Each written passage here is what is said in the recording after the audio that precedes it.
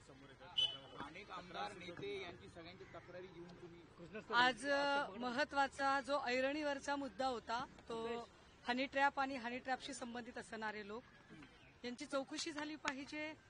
ज्या पद्धतीचे आरोप प्रत्यारोप होत आहेत त्यामध्ये प्रफुल्ल लोढाची अटक झालेली आहे, मात्र प्रफुल्ल लोढाकडून अनेक माहिती अजून येणं बाकी आहे।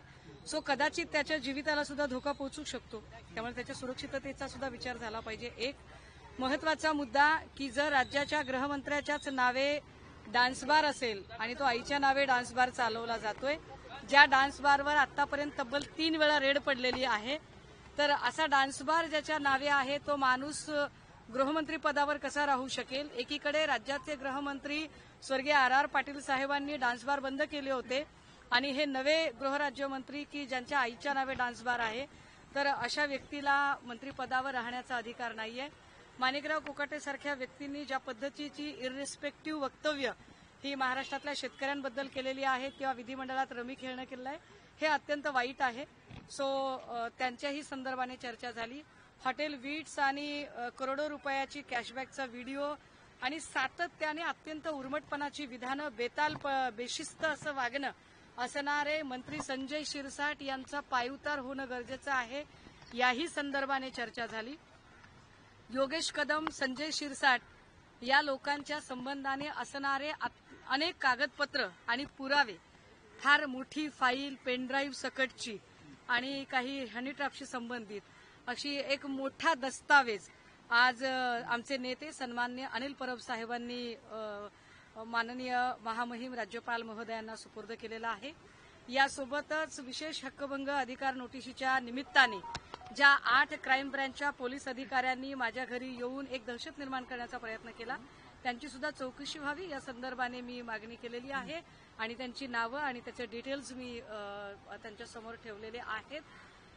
याच मध्ये मंत्री नितेश राणे यांची ही तक्रार आणि महत्वाचं म्हणजे संदीपान भुमरे यांची ही तक्रार या निमित्ताने झालेली आहे। संजय गायकवाड मारहाण प्रकरण आणि विधिमंडळातील झालेलं गँगवॉर सदृश्य मारहाण प्रकरण या सगळ्यांमध्ये विधिमंडळाची अप्रतिष्ठा होते। सबब अशा लोकप्रतिनिधींना समज द्यावी, किंबहुना आपण ऑनरेबल चीफ मिनिस्टर यांच्याशी सुद्धा या संदर्भाने बोलावं आणि यावर महामहिम राज्यपाल महोदयांनी सांगितलं की होय, वेगवेगळे न्यूज पेपर्स आणि चॅनलच्या माध्यमातून मला या सगळ्या गोष्टी अवेअर्ड आहे, मला या गोष्टींची माहिती मिळालेली आहे। निश्चितपणे महाराष्ट्राची गौरव गरिमा राखणे हे राज्यपाल म्हणून माझे सुद्धा कर्तव्य आहे आणि मी या संदर्भाने सन्मान्य मुख्यमंत्र्यांशी जे काही आपण रमी प्रकरण सांगताय किंवा डान्सबार प्रकरण सांगताय किंवा जे बेहिशोबी मालमत्ता शिरसाटचं प्रकरण सांगताय, या संबंधाने मी माननीय मुख्यमंत्र्यांशी मी यावर नक्कीच चर्चा करेल आणि मी आपल्याला अत्यंत गांभीर्यानं नमूद करेन की माझं त्यांच्याशी मुख्यमंत्र्यांशी एवढी यादी दिलेली आहे, त्यात राजीनामा कोणाचा मागितला? कारण एवढी मोठी यादी तुम्ही 7-8 जणांची आमचा राजीनामा क्रम जो प्रथम प्राधान्याने आहे तो आहे मंत्री योगेश कदम, मंत्री गिरीश महाजन, कारण हनी ट्रॅप आणि या सगळ्या संदर्भात वारंवार त्यांचं नाव येतं, तर ते काय येतंय ते त्याचं स्पष्टीकरण अजून मिळत नाही, नेमकं काय त्याची चौकशी झाली पाहिजे, निष्पक्ष झाली पाहिजे। सो मंत्री योगेश कदम, मंत्री गिरीश महाजन, मंत्री संजय शिरसाट, मंत्री माणिकराव कोकाटे, मंत्री संदीपान भुमरे, मंत्री नितेश राणे या लोकांच्या राजीनाम्याची मागणी आम्ही थेट पद्धतीने केलेली आहे। योगेश कदम यांची पाठराखण जे आहे ते उपमुख्यमंत्री एकनाथ शिंदे यांनी केलेले आहे, मी तुझ्या पाठीशी आहे, घाबरू नकोस असं त्यांनी काल म्हटलं। बघा, योगेश कदमांची पाठराखण करताना त्यांच्या वडिलांनी पण पाठराखण केल्याचं मी बघितलं, पण मी ते समजू शकते, आपला तो बबड्या असतो, त्यामुळे बबड्याच्या बाबाला वाटेल की बबड्या वाचला पाहिजे, पण बबड्या आणि बबड्याच्या बाबांनी जी तक्रार बबड्याच्या बाबाचे नेते असणाऱ्या शिंदे साहेबांकडे केली आहे, तर शिंदे साहेबही हे जाणतात की या राज्यामध्ये डान्स बार बंद करण्यासाठी स्वर्गीय आर पाटील साहेबांनी काय मेहनत घेतली होती आणि गृहराज्यमंत्री पदाचा एक मोठा मैलाचा दगड त्यांनी रोवून ठेवलेला होता। मात्र आत्ता जे काही चाललंय बबड्या आणि बबड्याचा बाबा, त्यामुळे या दोघांचीही गच्छंती होणं अत्यंत गरजेचं आहे आणि मला खात्री आहे की उपमुख्यमंत्री एकनाथ शिंदेजी त्या संबंधाने निश्चित गांभीर्याने चर्चा करतील। खरं तर त्यांच्याही खात्याच्या आता मला वाटतं अधिकाऱ्यांच्या चर्चा आणि चौकशा चालू आहेत।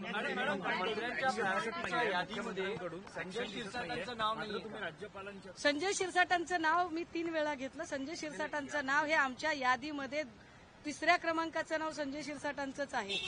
पहिले योगेश कदम, दुसरे गिरीश महाजन, तिसरे संजय शिरसाट. मॅडम,